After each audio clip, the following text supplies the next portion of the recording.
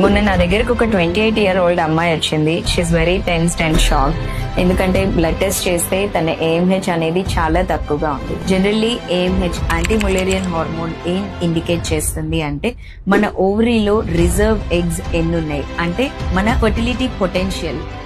Gents లో sperm count ఎలాగనో ladies లో fertility potential measure చేయడానికి మన రిజర్వ్ ఎగ్స్ ఎన్ని ఉన్నాయి అనేది చూస్తూ ఉంటాం అనమాట. సో జనరలీ ఏంటి అంటే మనకి ఏజ్ పెరిగే కొద్దీ మన రిజర్వ్ ఎగ్స్ తగ్గిపోతూ ఉంటాయి కాబట్టి AMH లెవెల్ కూడా తగ్గుతూ ఉంటుంది అనమాట. So generally after 30s 35s AMH level తక్కువ ఉంటుంది. సో మన రిజర్వ్ ఎగ్స్ తక్కువ ఉంటాయి. దాంతో పాటు క్వాలిటీ ఆఫ్ ద ఎగ్స్ కూడా చాలా తక్కువగా ఉంటాయి. ఎందుకంటే మన బాడీ బెస్ట్ క్వాలిటీ ఎగ్ ని సెలెక్ట్ చేసి ఓవ్యులేట్ చేసి దాని ద్వారా ప్రెగ్నెన్సీ రావడానికి ట్రై చేస్తుంది.